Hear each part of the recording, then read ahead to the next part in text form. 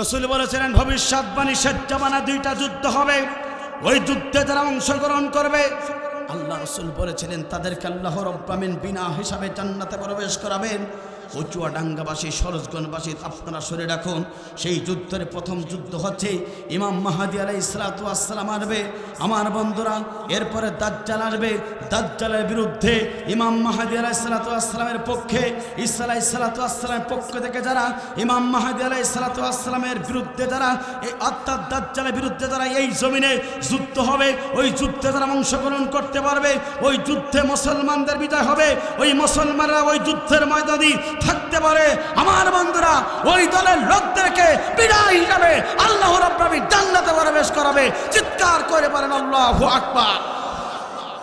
আরেকটি যুদ্ধ হবে, সেই যুদ্ধ নাম আছে গাজওয়াতুল হিন্দ। রাসূলের ভবিষ্যৎবাণী, হিন্দুস্তানের বিরুদ্ধে মুসলমানদের যুদ্ধ। এই যুদ্ধে মুসলমানদের আর হিন্দুস্তানদের বিরুদ্ধে যুদ্ধ হবে। এই যুদ্ধে মুসলমানদের অসংখ্য মুসলমান তারা দুনিয়ার মাঝ থেকে হত্যা হবে, দুনিয়ার মাঝ থেকে বিদায় গ্রহণ করবে, কিন্তু শেষ পর্যন্ত মুসলমানদের বিজয় আল্লাহ রাব্বুল আমিন দান করবে। চিৎকার করে বলেন আল্লাহু আকবার। ওই যুদ্ধে যারা অংশগ্রহণ করবে রাসূল হাদিসের ভিতরে বলেছেন, ওই যুদ্ধে যারা অংশগ্রহণ করবে বিনা হিসাবে আল্লাহ পাক তাদেরকে জান্নাতে প্রবেশ করাবে। চিৎকার করে বলুন আল্লাহু আকবার। সুতরাং সরোজগঞ্জের যুবকদেরকে বলতে চাই, গাজাওয়াতুল হিন্দ যে যুদ্ধের ময়দানে আপনারা আমার সকলে অংশগ্রহণ করার দরকার আছে না নাই? আমার বন্ধুরা, যুগে যুগে জালিম বিতাড়িত হয়েছে, যুগে যুগে যত জালিম ছিল তারা দুনিয়ার বাস্তে বিদায় গ্রহণ করেছে। আপনারা দেখেছেন, ইতিহাস প্রমাণ করে এই পৃথিবীতে স্বৈরাচার শাসক ছিল নুয়াত্তাদ। এই পৃথিবীতে আমার বন্ধুরা ফিরাউন আল্লাহ রাব্বুল আমিন তাকে চুপিয়ে চুপিয়ে মেরেছিল। দৃষ্টান্ত গোটা পৃথিবীতে আল্লাহ রাব্বুল আমিন রাখলেন। এই পৃথিবীতে নমরুদ ছিল, আল্লাহ রাব্বুল আমিন তাকে জুতা পিটাকে সাইজ করেছিল। এই পৃথিবীতে আবু জাহল উতবা ছিল, আল্লাহ পাক তাদেরকে দুনিয়ার বাস থেকে লাঞ্ছিত অপমানিত করে পৃথিবীর বাস্তে বিদায় গ্রহণ করেছে। আজকে আমরা দেখলাম 16টি বছর ধরে তারা এদেশে ইসলামপন্থী, কোরআনপন্থী, এদেশের হকপন্থী ব্যক্তিগুলো তারা জুলুম নির্যাতন করেছিল। আল্লাহ রাব্বুল আমিন তাদেরকে সারি সালাহ তাদের বাড়ি পাঠিয়ে দিয়েছে। সে আল্লাহ পাক আছে না নাই? আপনারা দেখেছেন সিরিয়াতে শাম দেশে 9টি বছর ধরে জুলুম নির্যাতন করেছিল আবুল বাশার আসাদ। আমার বন্ধুরা, সে আবুল বাশার কে জুলুম থেকে অবসান ঘটিয়ে বিজয় দান করেছেন শাম দেশকে, তিনি অর্থাৎ সিরিয়াকে। তিনি কে? মক্কা এবং মদিনার পরে সবচেয়ে দামি স্থান হচ্ছে শাম। শামসের একটা জায়গা আছে নদর। শেষ জামানায় নদরের একটা যদি মানুষ পাওয়া যায়, একটু মাটি পর্যন্ত পাওয়া যায়, তাহলে তাদের ইমানটা তরুতাজা হবে। চিৎকার করে বলেন আল্লাহু আকবার। আমার বন্ধুরা, সুতরাং কিয়ামতের আগ মুহূর্তে আমরা বসে আছি। সুতরাং আপনাকে আমাকে এই পৃথিবীতে ইসলামের পক্ষে, কোরআনের পক্ষে, এখন থেকে ইসলামের পক্ষে এবং কোরআনের পক্ষে, কোরআন বিজয়ের জন্য এই কোরআনের মঞ্চে থাকার দরকার আছে না নাই? কোরআন বিজয়ের জন্য কোরআনের পক্ষে এবার থাকতে চান কারা কারা? দুহাত তোলে আল্লাহকে দেখিয়ে দেন তারা তারা। লিল্লাহে তাকবীর।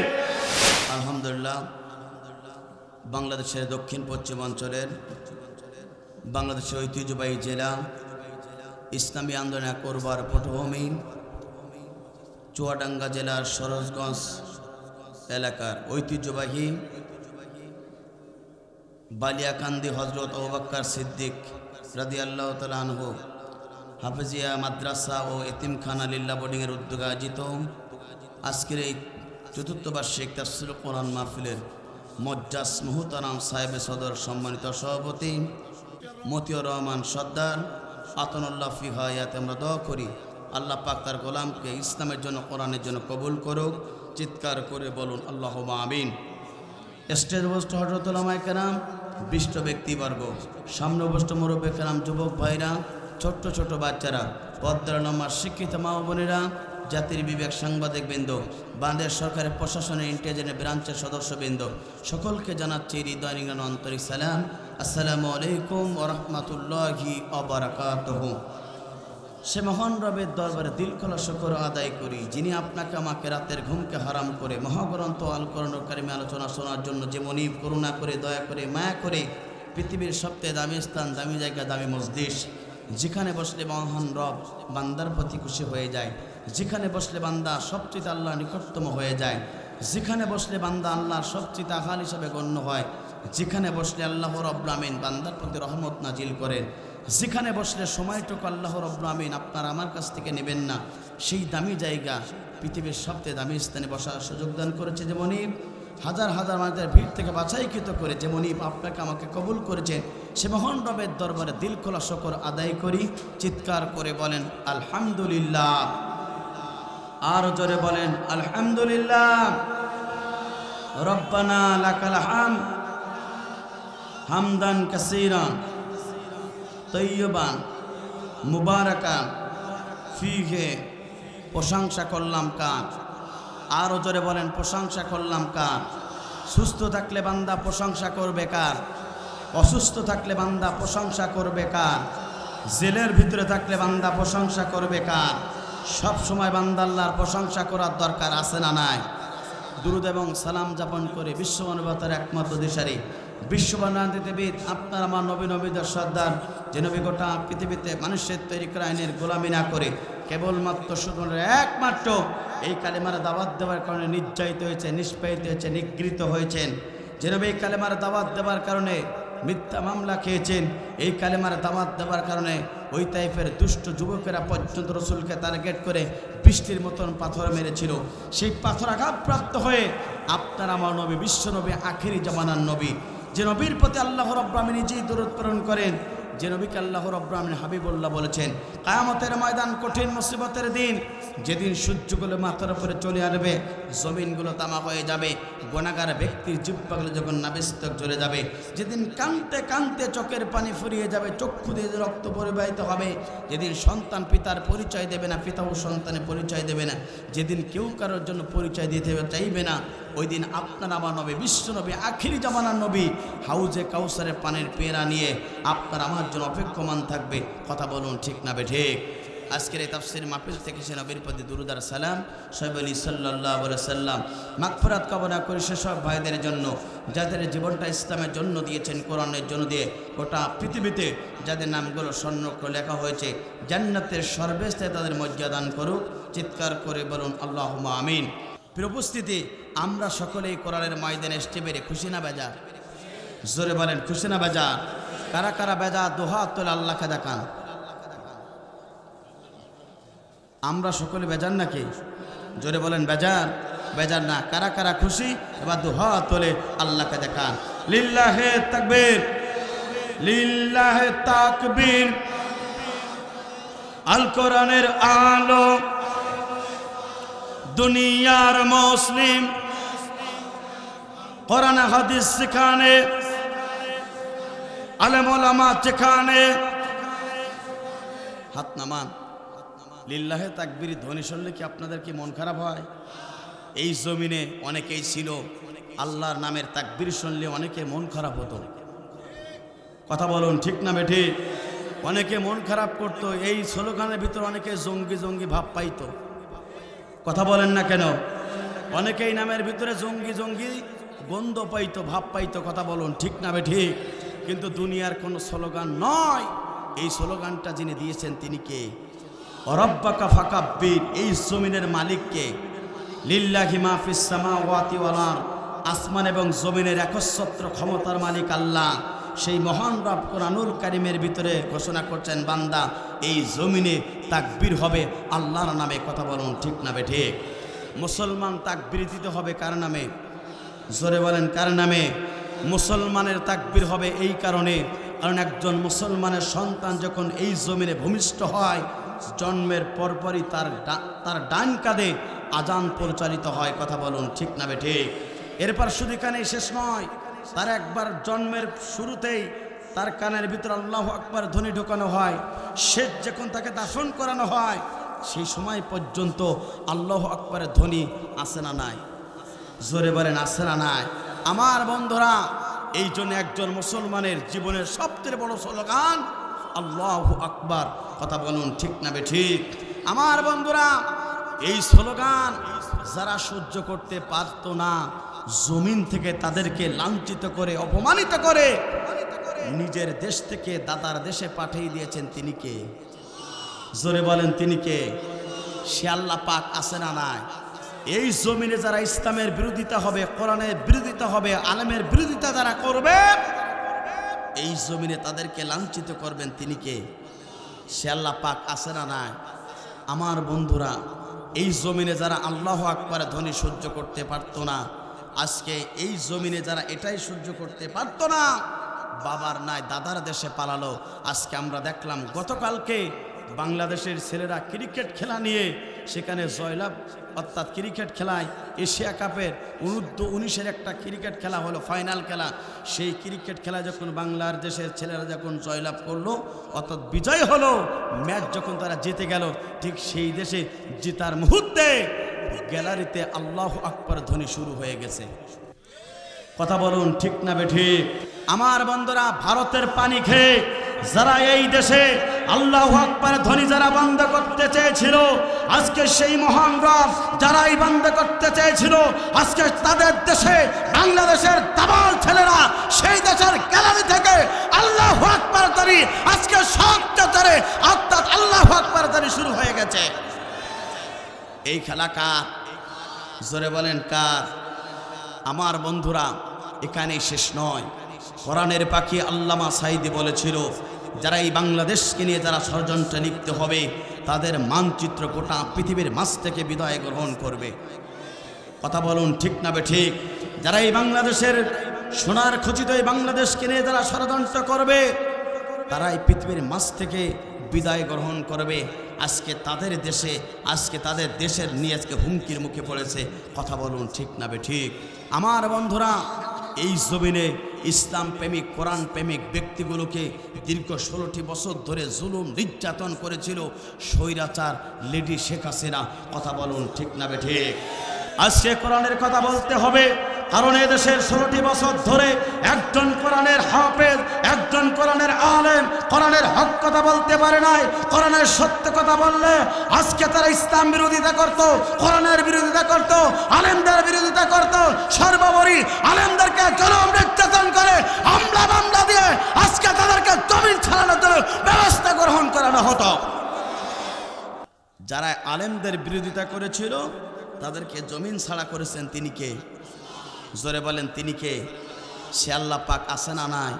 ইন্না বাতশা রাব্বিকা লাশাদীদ। যখন আল্লাহ পাক ধরবে, দুনিয়ার কেউ সেদিন কি রাখতে পারবে? জোরে বলেন পারবে? চেয়ারটা কিন্তু চিরকাল থাকে না, চেয়ার কিন্তু স্থায়িত্ব নয়। যখন আল্লাহ পাক ধরবে, দুনিয়ার কেউ রাখতে পারবে? জোরে বলেন পারবে না। আমার বন্ধুরা, সুতরাং এই জমিনে অহংকার করেছে যারা, জমিন থেকে লাঞ্ছিত করে পৃথিবীর মাঝ থেকে বিদায় গ্রহণ করিয়েছে আল্লাহ রাব্বুল আমিন তাদেরকে। কথা বলুন ঠিক না বেঠিক? ক্ষমতাই কেউ স্থায়ী হয় না, হোক না সে খালেদা কিংবা হাসিনা, চেয়ারটা চিরকাল থাকে না, চেয়ারটা চিরকাল থাকে না। কথা বলুন ঠিক না বেরে? ক্ষমতাই কেউ স্থায়ী হয় না, হোক না সে খালেদা কিংবা হাসিনা, চেয়ারটা চিরকাল রয় না, চেয়ারটা চিরকাল রয় না। মুজিবুর বেশি দিন থাকিনি, জিয়াউর বেশি দিন রাখিনি। কথা বলুন ঠিক না বেড়ে? মুজিবুর বেশি দিন থাকিনি, জিয়াউরকে তো রাখিনি। এরশাদ চলে গেল পৃথিবী ছেড়ে, এরশাদ চলে গেল পৃথিবী ছেড়ে, কেউ আজ তার কথা কয় না। কথা বলুন ঠিক না বেটে? ক্ষমতাই কেউ স্থায়ী হয় না, হোক না সে খালেদা কিংবা হাসিনা, চেয়ারটা চিরকাল রয় না, চেয়ারটা চিরকাল রয় না। হাসিনা ক্ষমতা ধরে রাখতে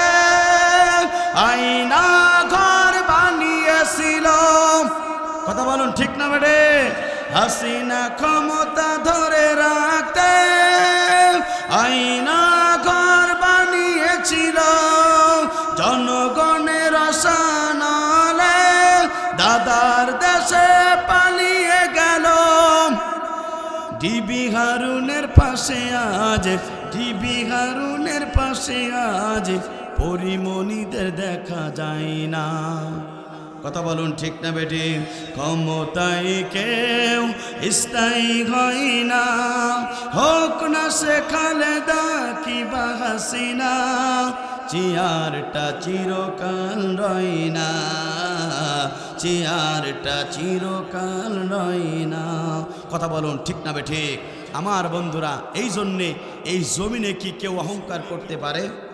জোরে বলেন পারে?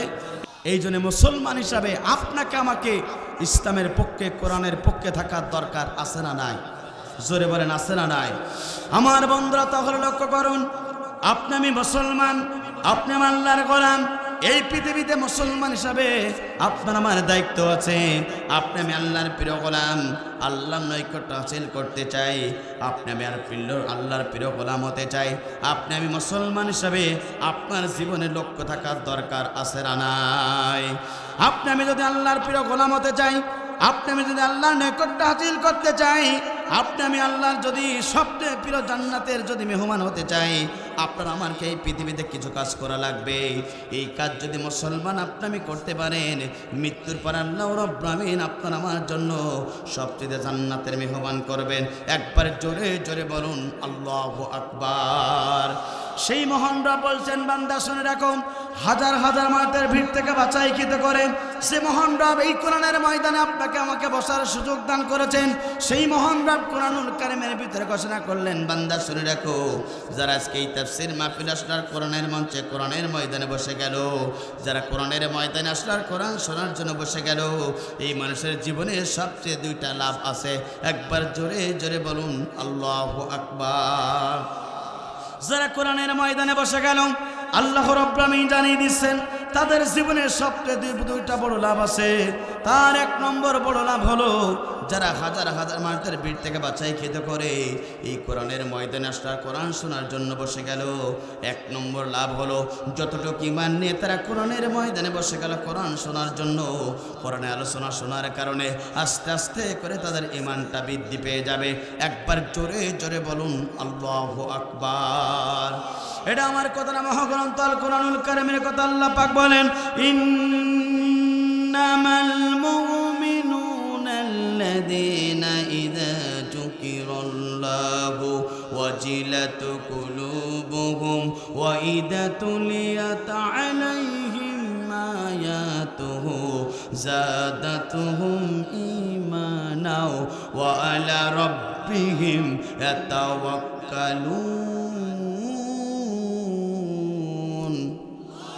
আল্লাহ পাক বলেন, হাজার হাজার মানুষের ভিড় থেকে বাছাইকৃত করে যে বান্দা এবং বান্দিগুলো কোরআনের তাফসীর মাহফিলে কোরআন শোনার জন্য বসে গেল, যতটুকু ঈমান নিয়ে তারা কোরআনের ময়দানে বসে গেল কোরআন শোনার জন্য, এই কোরআনের আলোচনা শুনলে, কোরআনের জন্য সময় দিলে, কোরআন আলোচনা শুনলে, যতটুকু ঈমান নিয়ে বসে গেল কোরআন শোনার কারণে আস্তে আস্তে করে ঈমানদারদের ঈমান বেড়ে যাবে। আল্লাহু আকবার। কথাকার কোরআনের মঞ্চে বসতে কোরআন শুনলে ঈমান বেড়ে যায়, কিন্তু আফসোস লাগে, দুঃখ লাগে আমার বন্ধুরা লক্ষ্য করুন, দীর্ঘ 16টি বছর ধরে অসংখ্য মুসলমানের সন্তানেরা এই কোরআনের আলোচনা শুনেছিল, কিন্তু ঈমান বাড়ি নাই। আবু জেলের বাচ্চার মতন করে তাদের শয়তানি বেড়েছিল সমাজে। কথা বলুন ঠিক না বেঠিক? অসংখ্য মুসলমানের সন্তান তারা মুসলমান পরিচয় দিয়েছিল, কোরআনের আলোচনা শোনার পরে ঈমান বাড়ি নাই, শয়তানি বেড়েছিল। এমন মুসলমান সমাজে ছিল কিনা? জোরে বলেন ছিল কিনা? কিন্তু আল্লাহ পাক বলেন, যারা মুমিন হবে, যারা মুত্তাকি হবে, যারা আল্লাহর প্রিয় গোলাম হবে, তাদের এক নম্বর উপকার হবে কোরআনের ময়দানে আসলে ঈমানটা বেড়ে যাবে। দ্বিতীয় নম্বর উপকার হলো, আমার বন্ধুরা লক্ষ্য করুন, ওই মুমিন ব্যক্তিরা যখন ঈমানের অর্থাৎ কোরআনের ময়দানে বসে যাবে, আমার বন্ধুরা, ওই ইমানদারেরা দুনিয়ার কোনো জালেম স্বৈরাচারের কাছে মাথা নত করবে না। দুনিয়ার কোনো ইসলাম বিরোধী, কোরআন বিরোধী, অর্থাৎ বিরোধী যারা আছে তাদের কাছে মাথা নত করবে না। তাদের মাথা নত হবে আল্লাহর কাছে এবং তারা ভরসা করবে আল্লাহর প্রতি। একবার জোরে জোরে বলুন আল্লাহু আকবার। মুমিন যারা হবে, মুত্তাকি যারা হবে, তারা ভরসা করবে আল্লাহর কাছে। যার কারণে 2024 সালে বৈষম্যবাদী ছাত্র আন্দোলনের ছাত্র ভাইরা তারা বলেছিল, আমরা জালেম সাহেবের কাছে মাথা নত করব না।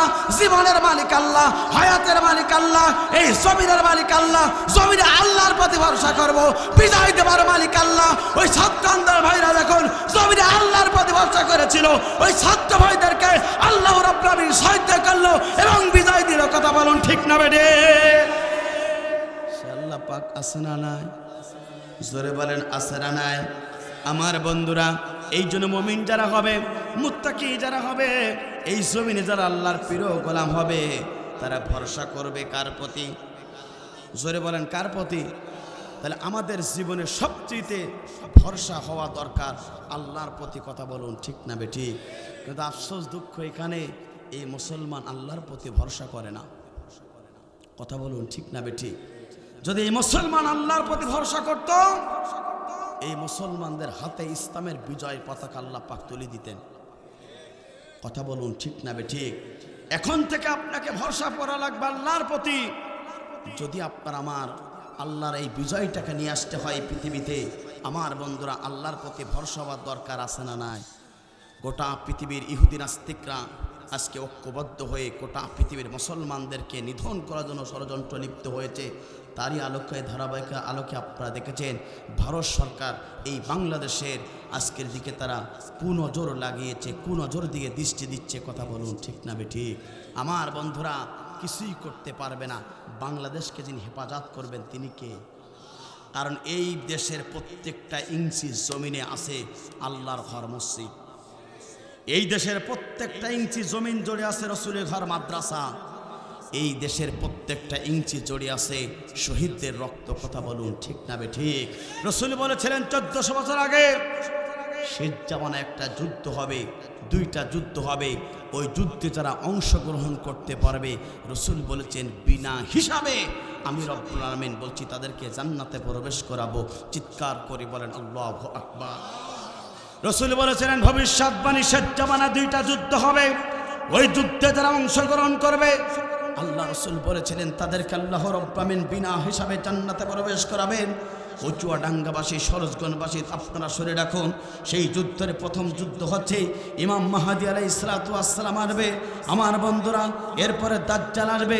দাজ্জালের বিরুদ্ধে ইমাম মাহদী আলাইহিস সালাতু ওয়াস সালামের পক্ষে, ঈসা আলাইহিস সালাতু ওয়াস সালামের পক্ষ থেকে যারা ইমাম মাহদী আলাইহিস সালাতু ওয়াস সালামের বিরুদ্ধে যারা, এই অর্থাৎ দাজ্জালের বিরুদ্ধে যারা এই জমিনে যুদ্ধ হবে, ওই যুদ্ধে যারা অংশগ্রহণ করতে পারবে, ওই যুদ্ধে মুসলমানদের বিজয় হবে। ওই মুসলমানরা ওই যুদ্ধের ময়দানে থাকতে পারে।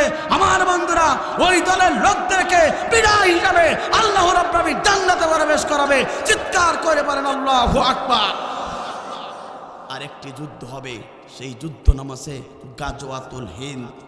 রাসূলের ভবিষ্যৎবাণী, হিন্দুস্তানের বিরুদ্ধে মুসলমানদের যুদ্ধ। এই যুদ্ধে মুসলমানদের আর হিন্দুস্তানদের বিরুদ্ধে যুদ্ধ হবে। এই যুদ্ধে মুসলমানদের অসংখ্য মুসলমান তারা দুনিয়ার মাঝ থেকে হত্যা হবে, দুনিয়ার মাঝ থেকে বিদায় গ্রহণ করবে। কিন্তু শেষ পর্যন্ত মুসলমানদের বিজয় আল্লাহ রাব্বুল আলামিন দান করবে। চিৎকার করে বলেন আল্লাহু আকবার।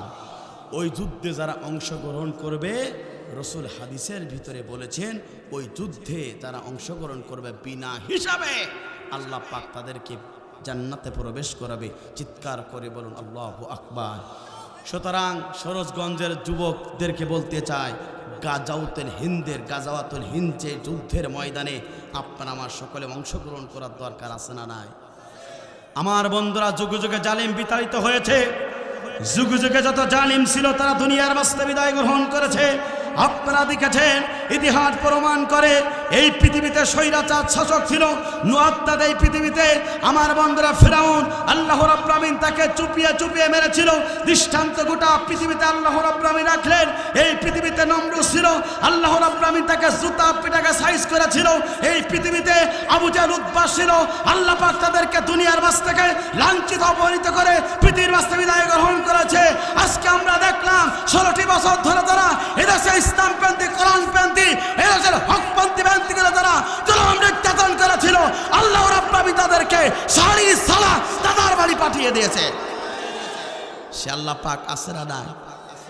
আপনারা দেখেছেন সিরিয়াতে শাম দেশে 9টি বছর ধরে জুলুম নির্যাতন করেছিল আবুল বাশার আসাদ।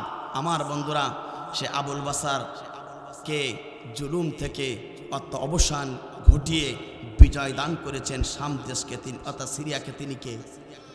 মক্কা এবং মদিনার পরে সবচেয়ে দামি স্থান হচ্ছে শাম। শামসের একটা জায়গা আছে নদর। শেষ জামানায় নদরের একটা যদি মানুষ পাওয়া যায়, একটু মাটি পর্যন্ত পাওয়া যায়, তাহলে তাদের ইমানটা তরুতাজা হবে। চিৎকার করে বলেন আল্লাহু আকবার। আমার বন্ধুরা, সুতরাং কিয়ামতের আগ মুহূর্তে আমরা বসে আছি। সুতরাং আপনাকে আমাকে এই পৃথিবীতে ইসলামের পক্ষে, কোরআনের পক্ষে, এখন থেকে ইসলামের পক্ষে এবং কোরআনের পক্ষে, কোরআন বিজয়ের জন্য এই কোরআনের মঞ্চে থাকার দরকার আছে না নাই? কোরআন বিজয়ের জন্য কোরআনের পক্ষে এবার থাকতে চান কারা কারা? দুহাত তোলে আল্লাহকে দেখিয়ে দেন তারা তারা। লিল্লাহে তাকবীর, লিল্লাহে তাকবীর। আল কোরআনের আলো। হাত নামান। আমার বন্ধুরা, আমরা বিএনপি বুঝি না, জামাত ইসলাম বুঝি না, আমরা ঐক্যবদ্ধভাবে এই দেশে ইসলাম প্রতিষ্ঠার আন্দোলন করতে চাই। কথা বলুন, ঠিক না বেঠিক? এখন আপনি যদি দলাদল করে যদি বিভক্ত হয়ে যায়, ওই মামুরা আপনার ঘাড়ের পরে বসে আবার আপনাকে ইবানের শিকড় কাটার জন্য চেষ্টা করবে। কথা বলুন, ঠিক না বেঠিক? এখন ভাই ভাই যদি পৃথক হয়ে যায়, সেই বাড়িতে কি বসবাস করা যায়? এই জন্য এখন থেকে পৃথক হওয়া যাবে না। এখন ভাই ভাই হিসাবে ঐক্যবদ্ধভাবে এই জমিনে আমরা ইসলামের পক্ষে থাকতে চাই। কথা বলুন, ঠিক না বেঠিক? তবে বন্ধুরা, বড় আশা নিয়ে আপনাদের মাঝে এসেছিলাম, একটু সকাল সকাল আলোচনা করব। তো আমাদের দিকে যখন আলোচনা শেষ হয়, আপনারা যখন শুরু করলেন। কথা বলুন, ঠিক না বেঠিক? আমার বন্ধুরা, তারপরেও যদি আপনারা একটু সুযোগ দান করেন বা আপনারা যদি একটু শেষ পর্যন্ত থাকেন, একটু কিছু কোরআনের কথা আপনাদেরকে শোনাতে চাই। একটু থাকবেন ভাই? জোরে বলেন, থাকবেন ভাই? আমার বন্ধুরা, এই কোরআনের মঞ্চে বসতে পারে তারা, আল্লাহর মাহবুব বান্দা হয়ে যেতে পারে যারা। কথা বলুন, ঠিক না বেঠিক? কত রাত আপনি সিনেমার দোকানে, চায়ের দোকানে, সিনেমাতে আপনি খরচ করেছেন, নষ্ট করেছেন সময়। আজকের দিনটা যদি আজকে তাফসীর মাহফিলে যদি আপনি সময় দিতে পারেন, এতটুকু সময়ের হিসাব আল্লাহ রাব্বুল আমিন আপনার আমার কাছ থেকে আল্লাহ রাব্বুল আমিন কিয়ামতের ময়দানে নেবেন না। চিৎকার করে বলেন আল্লাহু আকবার। আমার বন্ধুরা, শেষে আপনাদেরকে একটা মেসেজ দিতে চাই। আলোচনার শেষে 5 শ্রেণীর ব্যক্তির দোয়া আল্লাহ রাব্বুল আমিন কবুল করবেন না। কয় শ্রেণীর? 5 শ্রেণীর ব্যক্তির দোয়া আল্লাহ পাক কবুল করবেন না, তাদেরকে মাফও করবেন না। এই 5 শ্রেণীর ব্যক্তির কারা কারা জানার দরকার আছে না নাই? আমার বন্ধুরা, কুদৃষ্টি যদি কোনো যুবক দেয়, তার ঈমান পর্যন্ত নষ্ট হতে পারে। সেই কুদৃষ্টিটা কি জানার দরকার আছে না নাই? এই দুইটা না শুনে কি আপনারা বাড়ি যাবেন? 5 শ্রেণীর মানুষের দোয়া কবুল করবেন না, তিনি কে? জোরে বলেন, কে? আর কুদৃষ্টি যদি যুবকেরা দেয়, তাহলে আপনার ঈমান পর্যন্ত নষ্ট হয়ে যেতে পারে। এই দুইটা না শুনে আমরা কেউ বাড়ি যাব? জোরে বলেন, যাব না। আজকে যে বিষয়ের উপর আলোচনা করতে চাই, আপনার আমার জীবনের লক্ষ্য কি জানার দরকার আছে না নাই? জোরে বলেন, আছে না নাই? আমার বন্ধুরা, তাহলে লক্ষ্য করুন, আপনি আমি মুসলমান, আপনি আল্লাহর প্রিয় গোলাম, আপনি আল্লাহর জান্নাতে প্রবেশ করতে চান, আপনার জীবনের লক্ষ্য থাকা লাগবে এই পৃথিবীর মাঝ থেকে আপনি আমি বিদায় গ্রহণ করব, মৃত্যুবরণ করব। ওই কবরে আপনাকে আমাকে একা থাকতে হবে। ওই কবরে কেউ সাথী থাকবে না, ওই কবরে কেউ আপনারা থাকবে না, ওই কবরে আপনাকে একা একা থাকতে হবে। কিন্তু এই জীবনটা দেবার মালিক আল্লাহ, এই জীবনের মালিক আল্লাহ, হায়াতের মালিক আল্লাহ। এই জমিনে আল্লাহ রাব্বুল আমিন আপনাকে আমাকে প্রেরণ করেছে। এই জীবনে আখিরাতমুখী জীবন আপনাকে অবশ্যই গঠন করার দরকার। কথা বলুন ঠিক না বেঠি? সেই মহানরা বলছেন, বান্দা শুনে রাখো, একজন মানুষের জীবনের প্রথম নম্বর লক্ষ্য থাকে হওয়া উচিত জীবনে এই দুনিয়াতে দিন প্রতিষ্ঠার জন্য আন্দোলন করা দরকার। কথা বলুন ঠিক না বেঠি? আপনার আমার নবী, বিশ্বনবী, আখিরি জামানার নবী, তিনি পর্যন্ত এই দুনিয়াতে অর্থাৎ দিন প্রতিষ্ঠার আন্দোলন করেছেন, সংগ্রাম করেছেন। আপনি আমি বিশ্বনবীর উম্মত হিসাবে এই জমিনে দিন প্রতিষ্ঠার জন্য আন্দোলন করা লাগবে। কথা বলুন ঠিক না বেঠি? এটা আমার কথা না, আল্লাহর কোরআনুল কারীমের কথা। আল্লাহ পাক বলেন, হুয়াল্লাযী আরসালা রাসূলা বিল হুদা ওয়া দীনিল হক লিইয়ুযহিরাহু আলাদ-দীনি কুল্লিহি ওয়া লাহু কারিহাল মুশরিকুন। আল্লাহ পাক বলেন, তিনি তো সেই সত্তা যিনি তার রাসূলকে এই পৃথিবীতে সত্য দিন ব্যবস্থা হিসাবে এই পৃথিবীতে রাসূলকে প্রেরণ করলেন। আমার বন্ধুরা, সত্য জীবন ব্যবস্থা হিসাবে সেটা সত্য জীবন ব্যবস্থা হচ্ছে আল্লাহর কোরআন। এই কোরআন দিয়ে পৃথিবীতে রাসূলকে প্রেরণ করলেন। এরবে এই জীবন ব্যবস্থা, সত্য জীবন ব্যবস্থা দাওয়াতি কাজ তুমি সমাজে করবে। এ যদি মুশরিকরা তোমার প্রতি অসন্তুষ্ট হয়, তারপরেও তোমার কিছু যায় আসে না। কথা বলুন ঠিক না বেঠি? আপনার আমার নবী, বিশ্বনবী, আখিরি জামানার নবী, এই দুনিয়াতে প্রথম নম্বর লক্ষ্য ছিল এই দুনিয়াতে জীবন পথটা দিন প্রতিষ্ঠার আন্দোলন করেছেন, এই জীবন ব্যবস্থা প্রতিষ্ঠার জন্য কাজ করেছেন। আপনি আমি বিশ্বনবীর উম্মত হিসাবে এই দুনিয়াতে আপনার আমার লক্ষ্য থাকা দরকার এই জীবন ব্যবস্থা প্রতিষ্ঠার। কথা বলুন ঠিক না বেঠি? ইন্নাদ দীনা ইনদাল্লাহিল ইসলাম, আল্লাহ তাআলার কাছে একমাত্র শুধুমাত্র কেবলমাত্র পূর্ণাঙ্গ জীবন ব্যবস্থা নাম আছে ইসলাম। এই ইসলামকে আপনাকে মানতে হবে। এই ইসলামকে যদি আপনি মানতে পারেন, কোরআনকে যদি আপনি বাস্তব জীবনে মেনে নিতে পারেন, তাহলে আপনি দুনিয়াতেও শান্তি পাবেন, আখিরাতেও মুক্তি পেয়ে যাবেন। কথা বলুন ঠিক না বেঠিক?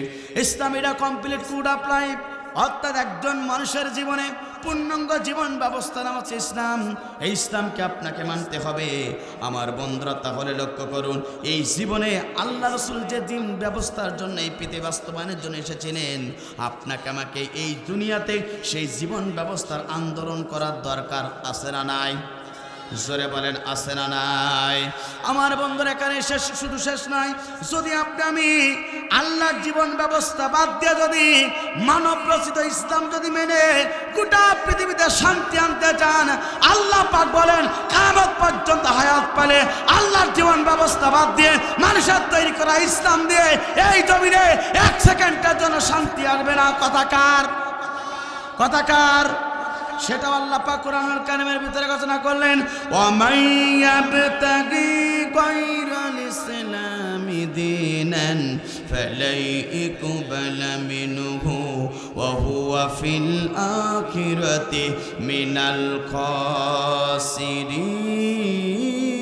খাসিরিন। আল্লাহ পাক বলেন, যারা আল্লাহর জীবন ব্যবস্থা ইসলামকে বাদ দিয়ে যারা মানব রচিত আইন দিয়ে যারা গোটা পৃথিবীতে শান্তি আনতে চাইবে, আল্লাহ পাক বলেন তারা শান্তিও পাবে না, তারা মুক্তিও পাবে না, বরঞ্চ তারা দুনিয়াতেও ক্ষতিগ্রস্ত হবে, আখিরাতেও তারা ক্ষতিগ্রস্ত হবে। কথা বলুন ঠিক না বেঠিক? আমার বন্ধুরা, এই জন্য আপনি আমি একজন মুসলমান হিসাবে, আপনি আমি একজন আল্লাহর প্রিয় গোলাম হিসাবে, আপনি আমার আল্লাহর সবচেয়ে গণ্যতম আল্লাহর প্রিয় গোলাম হিসাবে এই পৃথিবীতে আল্লাহর জীবন ব্যবস্থা বাস্তবায়ন করার জন্য এই দিনের পক্ষে থাকার দরকার আছে না নাই? জোরে বলেন, আছে না নাই? এই জীবন ব্যবস্থা যারা থাকবে এই দুনিয়াতে আল্লাহ রাব্বুল আমিন তাদেরকে সম্মানিত করবে, আখিরাতেও তাদেরকে সম্মানিত করবে। কথা বলুন ঠিক না বেঠিক? এই আলহামদুলিল্লাহ, মা বোনদের সম্পর্কে কিছু বলা দরকার। ওরাই তো এখন ঘুরে ফিরে হয়েছে আমাদের দেশের সরকার। কথা বলুন ঠিক না বেঠিক?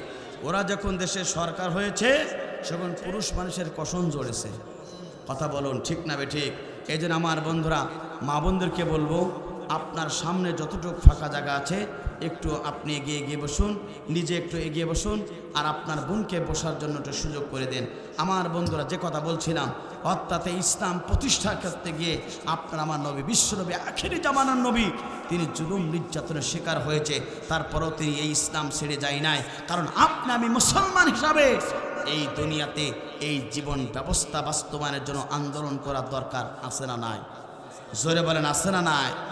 আমার বন্ধুরা তাহলে লক্ষ্য করুন, যুগে যুগে যত নবী রসুলগণ এই পৃথিবীতে এসেছিলেন, সমস্ত নবী রসুলগণ পর্যন্ত এই দিনের দাওয়াত দিয়েছেন, সমস্ত নবী রসুলগণ পর্যন্ত দিনের কাজ করেছেন।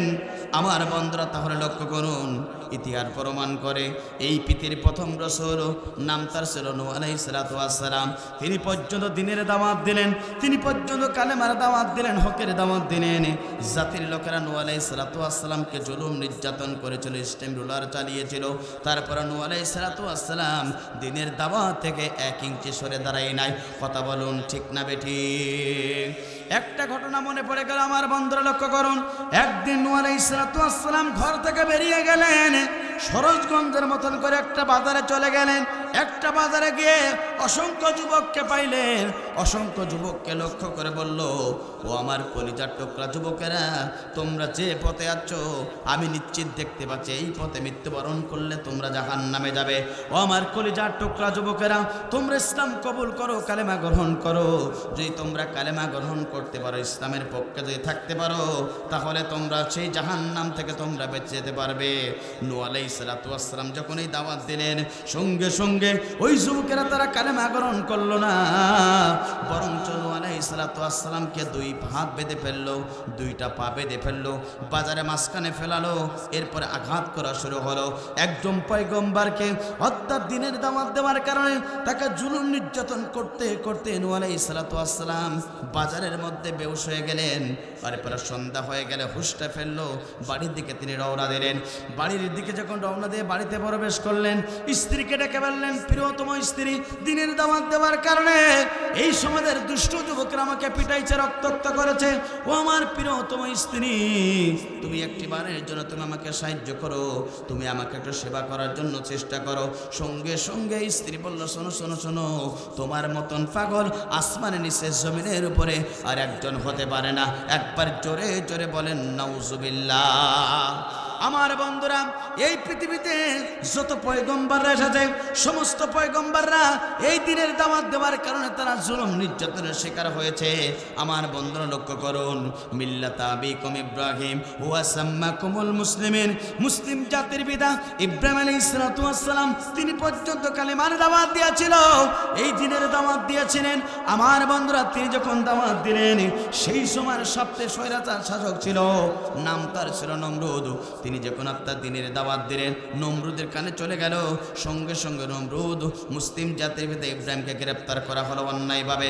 গ্রেপ্তার করার পরে নমরুদ সেই সময় আগুনের তৈরি একটা আয়না ঘর বানালো।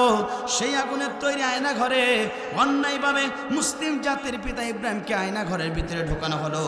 আয়না ঘরের ভিতরে ঢুকে তাকে মারার জন্য চেষ্টা করলেন। সঙ্গে সঙ্গে আল্লাহর পক্ষ থেকে সঙ্গে সঙ্গে জিবরাইল আলাইহিস সালাতু ওয়াস সালাম মুসলিম জাতির পিতা ইব্রাহিমের কাছে চলে আসলেন। এসে বললেন, তুমি আমার কাছে সাহায্য চাও, আমার 2টা ডানা আছে, 2টা ডানা যে আগুনতে মেরে দেব, সঙ্গে সঙ্গে আগুন ঠান্ডা হয়ে যাবে। সঙ্গে সঙ্গে মুসলিম জাতির পিতা ইব্রাহিম আলাইহিস সালাতু ওয়াস সালাম বললেন, না না না, আমার আল্লাহ কানা না, আমার আল্লাহ আমাকে দেখছেন। সমান আমার আল্লাহর জন্য আমি ইব্রাহিম আগুনে পড়ে জীবনটা সরকার করে দিতে পারি। একবার জোরে জোরে বলুন আল্লাহু আকবার। আমার বন্ধুরা, মুসলিম জাতির পিতা ইব্রাহিম যখন এই কথা বললেন, জিবরাইল আলাইহিস সালাতু ওয়াস সালাম আল্লাহর কাছে চলে গেলেন। আল্লাহকে বলেন, আল্লাহ আপনার খলিল ইব্রাহিম এই কথা বলল। সঙ্গে সঙ্গে আল্লাহ রাব্বুল আলামিন ওই আগুনকে ঘোষণা দিলেন, আগুন খবরদার, তুমি আমার বন্ধু খলিল ইব্রাহিমের জন্য একটা আগুনের পশম পর্যন্ত তাকে পড়াতে পারবে না, ইব্রাহিমের পশম পড়াবে না, আগুন শুনে রাখো। সঙ্গে সঙ্গে ওই আগুন আপনার ঠান্ডা হয়ে গেল, শীতলকারী হয়ে গেল। মুসলিম জাতির পিতা ইব্রাহিম আলাইহিস সালাতু ওয়াস সালামের জন্য একটা পশম পর্যন্ত পড়ালেন না। আমার বন্ধুরা, কিছুক্ষণ পরে সেই আগুনের কাছে চলে আসলেন অর্থাৎ নমরুদ। এসে বললেন, ও আগুন, মনে হয় তোমার তেজ কমে গেছে, তুমি আমার চিরশত্রু ইব্রাহিমের কেন তুমি জীবনটা পড়িয়ে সরকার করে দাও না? আগুনের জবান খুলে গেল। আগুন বলল, ও নমরুদ, শুনে রাখো, আমি আল্লাহর হুকুম পালন করি, তোমার হুকুম পালন করব না। বিশ্বাস যদি না হয়, ইব্রাহিমকে তুমি উঠিয়ে নাও আর তুমি আগুনের ভিতরে ঢোকো, আমি তোমাকে পুড়িয়ে সরকার করতে 1 সেকেন্ড সময় লাগবে না, একবার জোরে জোরে বলুন আল্লাহু আকবার। আমার বন্ধুরা এখানে শেষ নয়, এই পৃথিবীতে আরো স্বৈরাচার ছিল, নাম তার ছিল ফেরাউন। আমার বন্ধুরা তিনি পর্যন্ত জুলুম নির্যাতন করেছিল। এই দিনের দাওয়াত দিয়েছিলেন মুসা আলাইহিস সালাতু ওয়াস সালাম। তিনি যখন এই দিনের দাওয়াত দিয়েছিলেন মুসাকে মারার জন্য, আমার বন্ধুরা আপনারা সকলেই জানেন নীল নদের প্রান্তরে মুসাকে মারার জন্য ওই ফেরাউন তাকে মারার জন্য নিয়ে গিয়েছিল। সেই মুসা আলাইহিস সালাতু ওয়াস সালামকে নীল নদ থেকে মুসাকে আল্লাহ রাব্বুল আলামিন নিরাপদ স্থানে নিয়ে গিয়েছিলেন। আর গোটা পৃথিবীতে দৃষ্টান্ত রাখার জন্য ওই ফেরাউনকে সুপিয়ে সুপিয়ে আল্লাহ রাব্বুল আলামিন গোটা পৃথিবীর মাঝ থেকে বিদায় গ্রহণ করিয়েছিলেন। কথা বলুন ঠিক না বেঠিক? আমার বন্ধুরা এই জন্য বলতে চাই, যুগে যুগে যারা কালেমার পক্ষে ছিল, যুগে যুগে যারা হকের পক্ষে ছিল, যুগে যুগে যারা আল্লাহর দ্বীন কায়েমের পক্ষে ছিল, তাদেরকে জুলুম নির্যাতন করা হয়েছে, তাদেরকে পৃথিবীর বাস্তে বিদায় গ্রহণ করানো হয়েছে। তারপরেও যারা আল্লাহর জমিনে আল্লাহর প্রিয় গোলাম হয়েছে, তারা ইসলাম থেকে, দ্বীন ব্যবস্থা থেকে 1 ইঞ্চি সরে দাঁড়ায় নাই। কথা বলুন ঠিক না বেঠিক? সে আল্লাহ পাক আছে না নাই? জোরে বলেন সে আল্লাহ পাক আছে না নাই? আপনার আমার নবী, বিশ্ব নবী, আখিরি জামানার নবী, তিনি পর্যন্ত কালেমার দাওয়াত দিয়েছিল, তিনি পর্যন্ত হকের দাওয়াত দিয়েছিল। আমার বন্ধুরা লক্ষ্য করুন, তিনি পর্যন্ত এই জমিনে কালেমার দাওয়াত দিয়েছিল। আবু জেহেল পর্যন্ত সহ্য করতে পারে নাই, আবু জেহেল পর্যন্ত তাকে মারার জন্য চিন্তা করেছিল। এই দিনের দাওয়াত দেওয়ার কারণে, এই জীবন ব্যবস্থা কথা বলার কারণে আমার বন্ধুরা লক্ষ্য করুন, তাহলে কি হলো? এই পৃথিবীতে বিশ্বনবী কালেমার দাওয়াত দেওয়ার কারণে, এই জীবন ব্যবস্থা দাওয়াত দেওয়ার কারণে বিশ্বনবী কাবার চত্বর চলে গেলেন। বিশ্বনবী 2 রাকাত নামাজ পড়ার জন্য দাঁড়িয়ে গেলেন। হঠাৎ করে সেই কাবার চত্বরে দেখলেন আবু জেহেলরা মোহাম্মদ সুবর্ণ সুযোগ, মোহাম্মদ একত্রিত একা আছে কাবার চত্বরে, মোহাম্মদকে বিদায় গ্রহণ করিয়ে দিতে হবে। এইভাবে যখন মোহাম্মদকে বিদায় করার জন্য ষড়যন্ত্র লিপ্ত হলো, আবু জেহেলরা বলল, শোনো শোনো শোনো, আমার সম্মুখে তোমরা 7 জন কাফের আছো, মোহাম্মদকে বিদায় গ্রহণ করে দিতে পারবে যে আমার পক্ষ থেকে পুরস্কার পাবে যে? সঙ্গে সঙ্গে একজন কাফের ছিল উকবা ইবনে আবি মুইত। উকবা ইবনে আবি মুইত বলল, নেতাজি শোনেন, আমি আপনাকে ঘোষণা দিচ্ছি, আমি আপনাকে প্রতিশ্রুতি দিচ্ছি, মোহাম্মদকে বিদায় গ্রহণ করিয়ে দেব, আপনি আমাকে পুরস্কার দেবেন কিনা জানিয়ে দিন।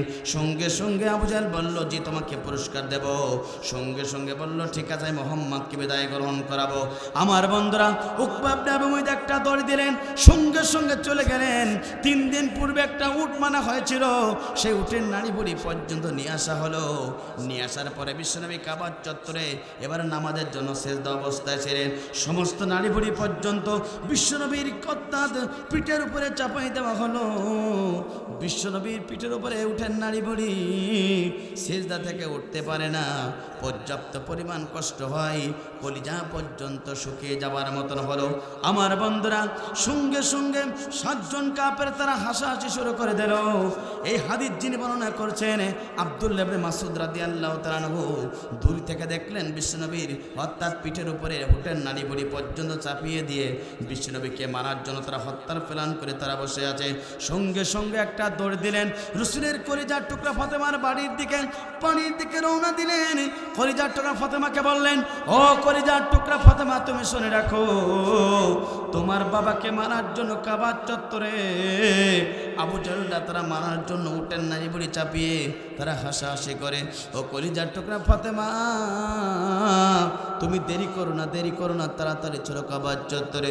সঙ্গে সঙ্গে আমার বন্ধুরা সঙ্গে সঙ্গে রসুলের কলিজার টুকরা ফাতেমা ঘর থেকে বেরিয়ে গেলেন, কাবার চত্বর চলে গেলেন।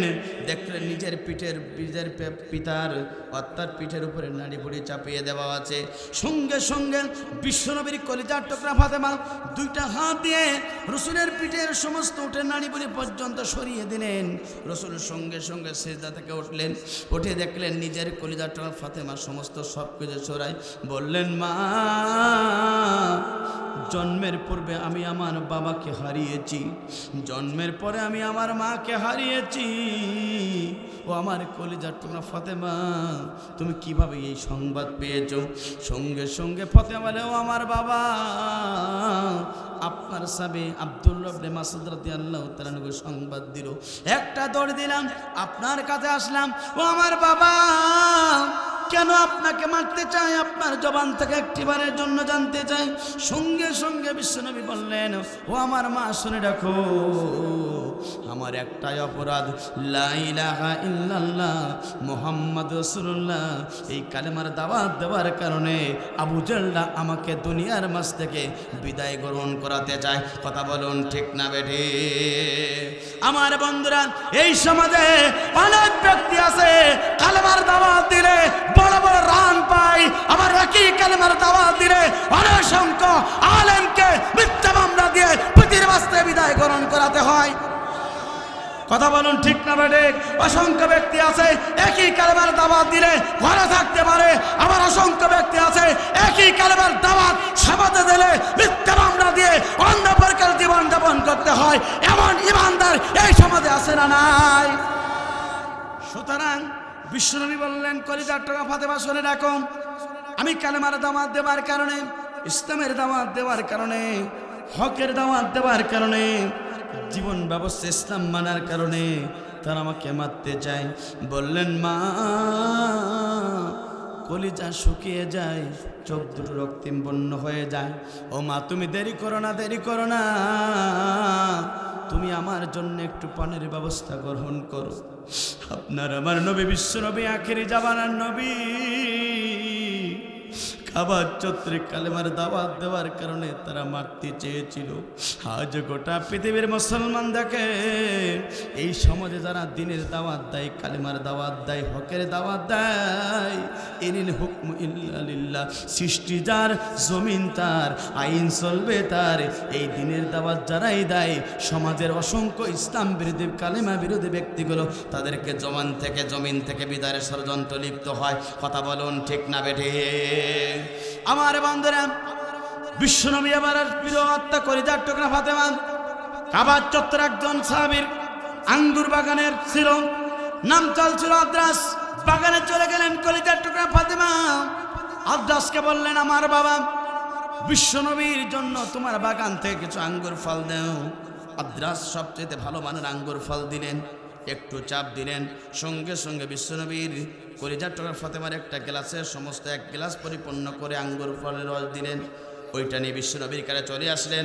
বিশ্বনবী সেবন করলেন, গায়ে একটু শক্তি হলো, দুহাত তুলে এবার আল্লাহর কাছে বলে, আল্লাহ, কাবার চত্বরে যারা দুনিয়ার মাঝ থেকে কালেমার দাওয়াত দেওয়ার কারণে যারা দুনিয়ার মাঝ থেকে আমাকে বিদায় গ্রহণ করাতে চায়, আল্লাহ তোমার কাছে দোয়া করি, তারা যত দুনিয়ার মাঝ থেকে আমি রসুল বেঁচে থাকতে ধ্বংস হয়ে যায়। আমার বন্ধু বলেন তো, দুনিয়ার সমস্ত দোয়া ব্যর্থ হতে পারে, বলুন তো রসুলের দোয়া কি ব্যর্থ হবে? জোরে বলেন হবে? না না না, রসুলের দোয়া ব্যর্থ হলো না, সঙ্গে সঙ্গে রসুলের দোয়া কবুল হয়ে গেল। 7 জন কাফেরের কর্ণকুহরের ভিতরে এই সংবাদ চলে গেল। আমার বন্ধুরা, যখন এই সংবাদটা চলে গেল, সঙ্গে সঙ্গে আমার বন্ধুরা, সঙ্গে সঙ্গে তারা 7 জন কাফের টেনশনে পড়ে গেল। বিশ্বনবী দোয়া করেছে 100% কবুল হয়ে যাবে। আমার বন্ধুরা, সঙ্গে সঙ্গে কবুল হয়ে গেল। 7 জন টেনশনে পড়ে গেল। পরের বছর বদর প্রান্তরে যুদ্ধ হলো। এই 7 জন কাফের দুনিয়ার মাঝ থেকে আল্লাহ রাব্বুল আমিন ধ্বংসকরণ করলেন, আর বিশ্ব নবী বেঁচে থাকলেন। একবার জোরে জোরে বলেন আল্লাহু আকবার। সুতরাং যারা দুনিয়াতে আল্লাহর জমিনে আল্লাহর দ্বীন কায়েমের পক্ষে থাকে, হকের পক্ষে থাকে, আল্লাহর জমিনে ইকামতের দ্বীনের পক্ষে থাকে, আল্লাহ পাক তাদেরকে বাঁচিয়ে রাখে। আর যারা এই সমাজে ইকামতের দ্বীনের বিপক্ষে থাকে, আল্লাহ পাক তাদেরকে চাইলে জমিন থেকে বিদায় গ্রহণ করাতে পারে। সে আল্লাহ পাক আছে না নাই? কথা বললে হয়? ওখানে চলে যাস কানের ভিতরে, একটু লোকজন অনেক পরে উঠেছে, একটু কথা কম বলেন। আমার বন্ধুরা, রসুল দোয়া করলেন, দোয়া কবুল হয়ে গেল। বদরের প্রান্তরে সমস্ত কাফেরকে আল্লাহ পাক দুনিয়ার মাঝ থেকে জাহান্নামে পাঠালেন। চিৎকার করে বলেন আল্লাহু আকবার। আমার বন্ধুরা, আল্লামা সাইদি কোরআনের পাখি বলেছিলেন, তোমরা যদি আমাকে পরিকল্পিতভাবে দুনিয়ার মাঝ থেকে অন্যায়ভাবে হত্যা করো, 1 বছর তোমরা ক্ষমতার মাঝখানে থাকতে পারবে না। কথা বলুন ঠিক না বেঠিক? তোমরা যদি পরিকল্পিতভাবে আমাকে দুনিয়ার মাঝখানে বিদায় গ্রহণ করো, শুনে রাখো, ক্ষমতার মাঝখানে তোমরা 1 ঘন্টা থাকতে পারবে না। একটি বছর থাকতে পারবে না। আমার বন্ধুরা, বিশ্বনবী দোয়া করেছিলেন সেই কাবার চত্বরে, সঙ্গে সঙ্গে একটি বছরের পূর্বে আবু জাহল উতবা সাইবার সমস্ত গোষ্ঠী সুদ্ধা দুনিয়ার বাস্তবে বিদায় গ্রহণ করেছিলেন।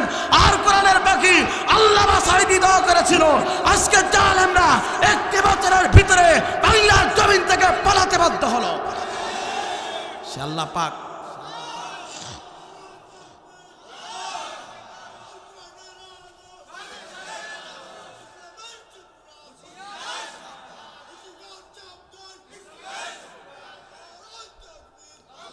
সুতরাং প্রিয় বন্ধুরা, প্রিয় সরোজগঞ্জবাসী, প্রিয় চুয়াডাঙ্গাবাসী, আপনাকে বলতে চাই, আপনাকে আমাকে বিশ্বনবীর উম্মতি যাবে এই জমিনে কোরআনের পক্ষে থাকতে হবে, আল্লাহর কোরআনের পক্ষে থাকতে হবে, দীপ্ত কণ্ঠে শপথ দিতে হবে এই জমিনের মালিক আল্লাহ, হায়াতের মালিক আল্লাহ, রিজিকের মালিক আল্লাহ। এই জমিনে আল্লাহর কোরআনের পক্ষে থাকবো, আল্লাহর জমিনে আল্লাহর দ্বীন কায়েমের পক্ষে থাকবো, জীবন ব্যবস্থা ইসলামের প্রতিষ্ঠার আন্দোলনে শরীক হবো। বাতিলের তৈরি করা মতাদর্শের উপরে মুসলমান থাকতে পারে না। আল্লামা সাঈদীর রেখে যাওয়া কাজ আপনাকে আমাকে করতে হবে।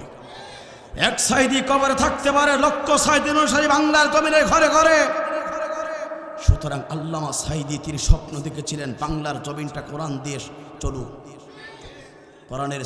কোরআনের পাখি আল্লামা সাঈদী এদেশের প্রেসিডেন্ট হতে চায় না, কোরআনের পাখি আল্লামা সাঈদী এদেশের এমপি হতে চায় নাই। তিনি চেয়েছিলেন এই বাংলার জমিনটা কোরআন দিয়ে চলুক, কারণ এই কোরআন দিয়ে যদি বাংলার পার্লামেন্ট চলে, এদেশের একজন চোর আর খুঁজি খুঁজি পাওয়া যাবে না। এই কোরআন দিয়ে যদি বাংলাদেশের পার্লামেন্ট চলে, এদেশের একজন দুর্নীতিবাজ খুঁজি খুঁজি পাওয়া যাবে না। এই কোরআন দিয়ে যদি বাংলাদেশ চলে, এদেশের মদের লাইসেন্স চলবে না। এই কোরআন দিয়ে যদি বাংলাদেশের পার্লামেন্ট চলে, খোদার কসম, এদেশের নারী তার সতীত্ব নষ্ট করার জন্য 50 টাকা ব্যয় করে সতীত্ব নষ্ট করার সাহস পর্যন্ত পাবে না। কথা বলুন ঠিক না বেঠিক? আমার বন্ধুর আফসোস, দুঃখ এখানে 95% মুসলমানের দেশে আজকে ইসলামের কথা বললে মুসলমান মার খেয়েছে। কথা বলুন ঠিক না বেঠিক? কিন্তু এই জমিনের মালিককে, হায়াতের মালিককে, রিজিকের মালিককে, সব কিছুর মালিক আল্লাহ। জমিন চলবে আল্লাহর কোরআন দিয়ে, কারণ আল্লাহ পাক বলছেন এই জমিন যদি চলে কোরআন দিয়ে, ওই জমিনের ভিতরে আমি রহমতের বৃষ্টি বর্ষণ করব। ওই জমিনের আসমান এবং জমিনের সমস্ত বরকতগুলো আমি খুলে দেব। আজকে সরোজগঞ্জবাসী আপনাকে বলতে চাই, আপনার আমার জীবনের লক্ষ্য থাকবে এই জমিনের মালিক আল্লাহ, হায়াতের মালিক আল্লাহ। জীবনের প্রথম লক্ষ্য হলো আল্লাহর জমিনে দ্বীন প্রতিষ্ঠার আন্দোলন করা। আমি যদি দ্বীন প্রতিষ্ঠার আন্দোলনের 1 নম্বর কর্মসূচি যদি জীবনে থাকে, কবরে আপনি হিসাব সঠিকভাবে দিতে পারবেন। আর আপনি এই দুনিয়াতে মানবরচিত আইনের পক্ষে স্লোগান দিয়ে আপনি বলবেন কবরে আমি রসুলের সুপারিশ পাবো, ওরে আমার হাবা জবা ওই মুখী বাতাসা খাবা। কথা বলুন ঠিক না বেঠিক? উদাহরণ দিলে বুঝতে পারবেন। মনে করেন নির্বাচন সামনে, ভোটে দাঁড়াইছে বিএনপি, ভোটে দাঁড়াইছে জামাত ইসলাম। আমি আপনাকে উদাহরণ দেওয়ার জন্য বলছি। আমার বন্ধুরা, তো মনে করেন দুই দলের দুইটা, মনে করেন যে আপনার কি বলে, যেটাকে বলা হয় এলাকায় দুইটা দলের দুইটা রুম আছে, এখন দুইটা অফিস আছে। এখন আপনি মনে করেন জামাত ইসলামের লোক, সারাদিন জামাত ইসলামের স্লোগান করে সন্ধ্যায় ক্লান্ত হয়ে গেছে। পাশে আছে মনে করেন যে বিএনপির অফিসে গিয়ে বলছেন যে ভাই, আমি তো জামাত ইসলামের লোক, সারাদিন আমি মিছিল করছি দাড়িপাল্লার পক্ষে, তা ক্লান্ত খুব, তোমরা আমার জন্য একটু পানি দাও, কেক টেক দাও, খেতে দাও। বলুন তো, যদি এই কথা বলেন তাহলে বিএনপির লোকরা আপনার খেতে দেবে না বাটাম খুলবে? খেতে দেবে না। মনে করেন কিছুক্ষণ পরে বিএনপির অফিসে আপনি না গিয়ে জামাতের অফিসে বিএনপির একজন লোক বলছে, সারাদিন ধানের শীষের পক্ষে আমি স্লোগান দিয়েছি, সব কিছু করেছি, যেহেতু বিএনপির একজন কর্মী গলাটা শুকিয়ে গেছে, শরীর আর চলছে না, যেহেতু জামাত ইসলামের অফিস, তোমরা আমার জন্য একটু কেক দাও, কলা দাও, শরীর আর চলে না, দাও তাড়াতাড়ি খেয়ে একটু আমি বাড়ির দিকে রওনা দেবো। বলুন তো, জামাত ইসলামের লোক কি বিএনপির সেই কর্মীর কি কেক টেক কিছু দেবে? কি দেবে? কিন্তু বাটাম দেবে। কথা বলুন ঠিক না বেঠিক? আমার বন্ধুরা, দুনিয়া রাজনীতি করে একটা দলের স্লোগান দিয়ে অপর দলের, যদি আপনি অফিসে যান যেমনিভাবে আপনাকে কলাও দেয় না, পানি দেয় না, বাটাম দেয়, ঠিক তেমনিভাবে এই জমিনের মালিক আল্লাহ, হায়াতের মালিক আল্লাহ, রিজিকের মালিক আল্লাহ। জমিন যার, আইন চলবে তার। সেই কোরআনের পক্ষে স্লোগান নিয়ে না দিয়ে, ইসলামের পক্ষে স্লোগান না দিয়ে, বিশ্বনবীর পক্ষে স্লোগান না দিয়ে, মানব রচিত আইনের পক্ষে স্লোগান দিয়ে আল্লাহ পাকও চলবে না, বিশ্বনবী শুভারত করবে না, কবরও আপনাকে ছাড়বে না। যেমন দুনিয়াতে একটা দলের বিপক্ষে, একটা দলের পক্ষে স্লোগান দিয়ে অপর অফিসে গিয়ে যেমন আপনার কিছুই পান না, বাটাম পান, মৃত্যুর পরও আপনি দুনিয়াতে মানব রচিত আইনের পক্ষে স্লোগান দিয়ে কবরেও আল্লাহর কাছে আপনাকে বাটাম খুলবে। কথা বলুন ঠিক না বেঠিক? এই জন্যে আপনার আমার জীবনের প্রথম লক্ষ্য এই জমিনে দিন প্রতিষ্ঠার আন্দোলন করতে হবে। কথা বলুন ঠিক না বেঠিক? আমার বন্ধুরা, মুসলমান হিসাবে দিন প্রতিষ্ঠার আন্দোলন করলে লস না লাভ? এক নম্বর লাভ হলো যারা দিনের কাজ করবে তাদের তামাম জীবনের গুনাহখাতা আল্লাহ রাব্বুল আমিন মাফ করে দেবেন। কথা কার? কোরআন শরীফের আয়াত। যারা দিনের কাজ করবে আল্লাহ পাক বলছেন আমি তামাম জীবনের গুনাহখাতা তাদেরকে মাফ করে দেব। শুধু তাই না, আল্লাহ পাক বলছেন তাদের মৃত্যুর পর আমি তাদেরকে সম্মানজনক পুরস্কার দেব। আল্লাহ পাক বলছেন তাদেরকে জান্নাতে ফেরদাউসে মেহমান করাবো। চিৎকার করে বলেন আল্লাহু আকবার। কথা কার? আমার বন্ধুরা শুনেন, তাহলে 2 নম্বর কাজ হলো যারা এই দুনিয়াতে, আল্লাহ পাক বলেন শুনে রাখো, জীবনে 2 নম্বর কাজ হলো যারা এই দুনিয়াতে আল্লাহর জন্য যারা ব্যবসা করবে, যারা এই দুনিয়াতে আখিরাতমুখী যারা ব্যবসা করবে, আল্লাহ পাক বলেন মৃত্যুর পর আমি রব্বুল আমিন তাদেরকে জান্নাতের ফেরদাউসের মেহমান করব। একবার জোরে জোরে বলেন আল্লাহু আকবার। এটা আমার কথা, মহাগ্রন্থ আল কোরআনুল কারীমের কথা। আল্লাহ পাক বলেন ইয়া আইয়ুহাল্লাযীনা আমানু হাল আদুল্লুকুম আলা তিজারাতিন তুনজিকুম মিন আযাবিন আলীম তুমিনুনা বিল্লাহি ওয়া রাসূলিহি ওয়া তুজাহিদুনা ফি সাবিলিল্লাহ। চিৎকার করে বলুন আল্লাহু আকবার। আল্লাহ পাক বলেন আমি কি তোমাদের এমন একটা ব্যবসার সন্ধান দিয়ে দেব না যে ব্যবসা করলে কঠিন জাহান্নাম থেকে তোমরা বেঁচে যাবে? সেই ব্যবসাটা হলো, শোনো শোনো বান্দা, তোমরা আল্লাহর প্রতি ঈমান আনবে, রাসূলের প্রতি ঈমান আনবে। তোমাদের জান দেওয়া হয়েছে, জান এবং মালের মালিক আল্লাহ। জান এবং মাল দিয়ে আল্লাহ রাস্তায় তোমরা আল্লাহর ব্যবসা করবে।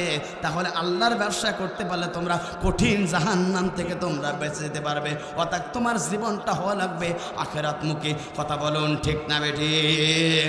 যুগে যুগে যারা আখিরাতমুখী জীবন গড়েছে, যুগে যুগে যারা আখিরাতমুখী জীবন গড়েছে, আল্লাহ রাব্বুল আমিন তাদেরকে দুনিয়াতেও পুরস্কার দিয়েছে, আখিরাতেও পুরস্কার দিয়েছে।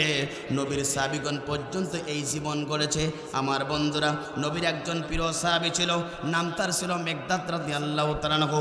তরুণ যুবক সাহাবী, রাসূলের প্রিয় সাহাবী মিকদাদ রাদিয়াল্লাহু তাআলা আনহু কেমনি ভাবে আখিরাতমুখী জীবন গড়েছিল আমার বন্ধুরা লক্ষ্য করুন।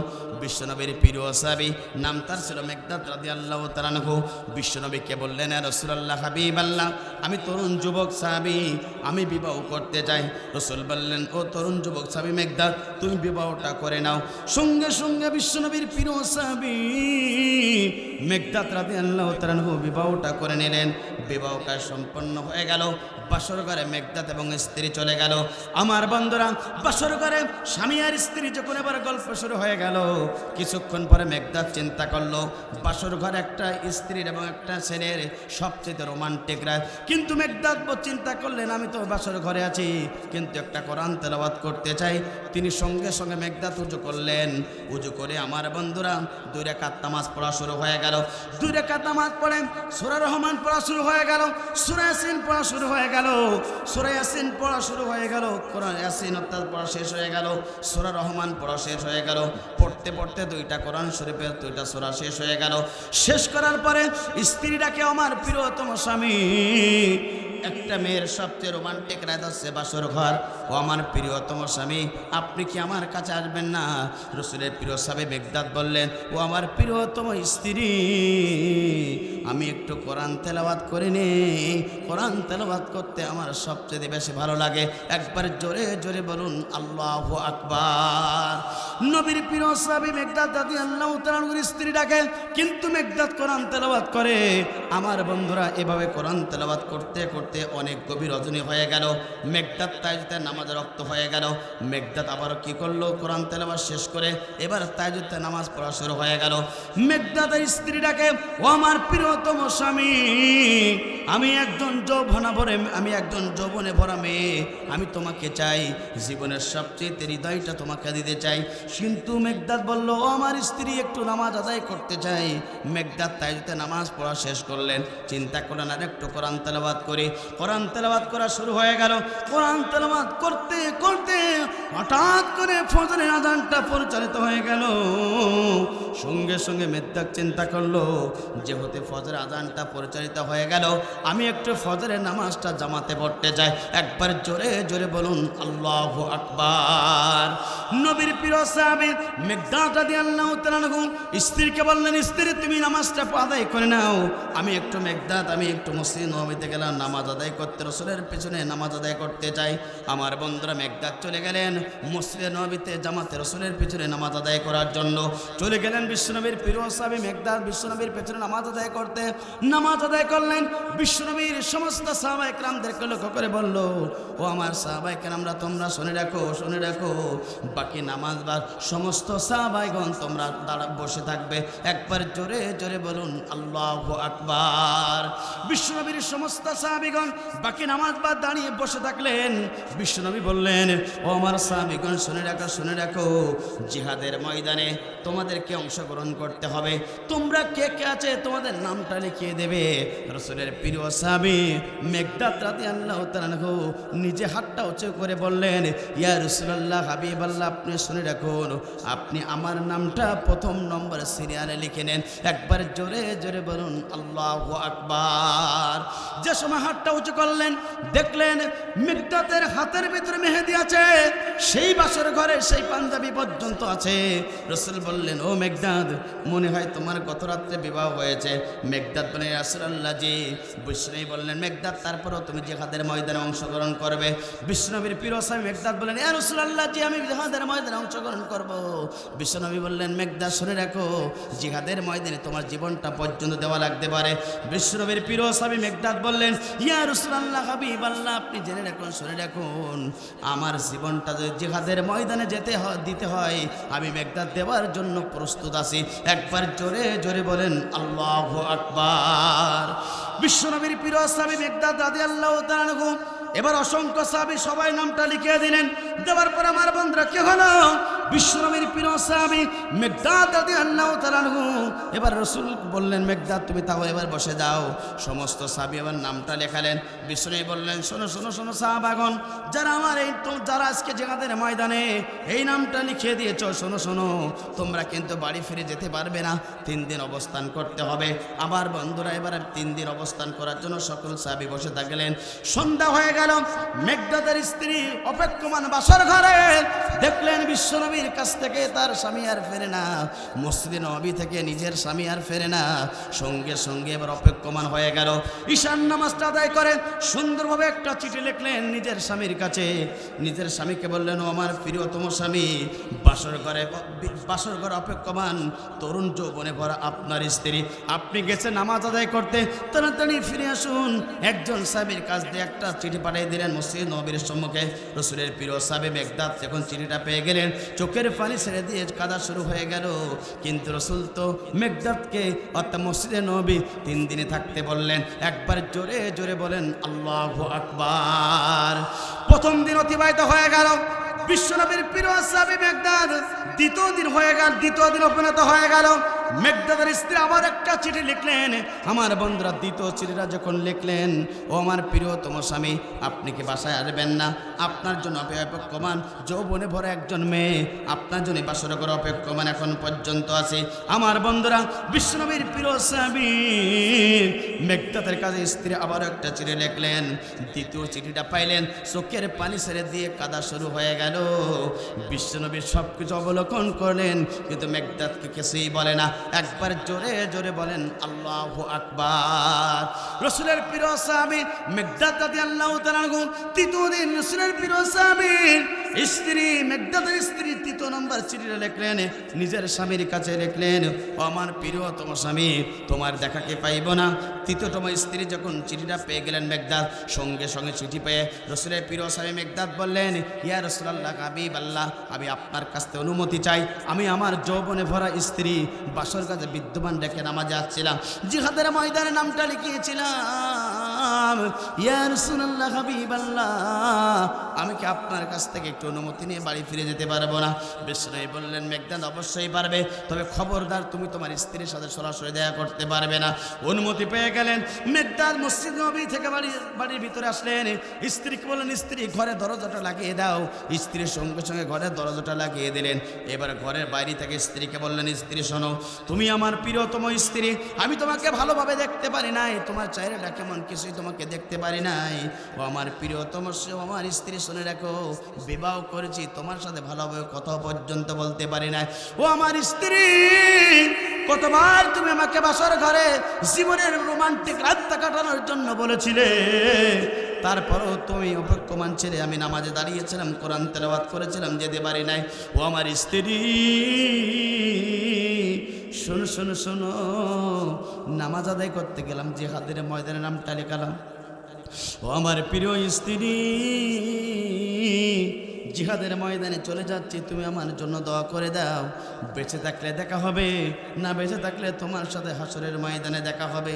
সঙ্গে সঙ্গে স্ত্রী বললেন, ও প্রিয়তম স্বামী, একটিবারের জন্য আপনার চেহারাটা আমি দেখতে চাই।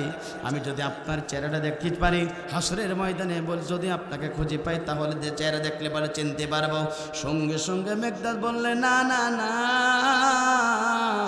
প্রিয়তম স্ত্রী, আমি যদি তোমার চেহারা দেখি তাহলে আমি তোমার প্রেমে পড়ে যাব। জিহাদের ময়দান থেকে মনে হয় আমাকে ফিরে আসতে হবে। তোমার প্রেমে পড়ে গেলে, জিহাদের ময়দান থেকে ফিরে আসলে আমার জীবনের সবচেয়ে ক্ষতি হবে। ও প্রিয়তম স্ত্রী, দরজা খোলো না,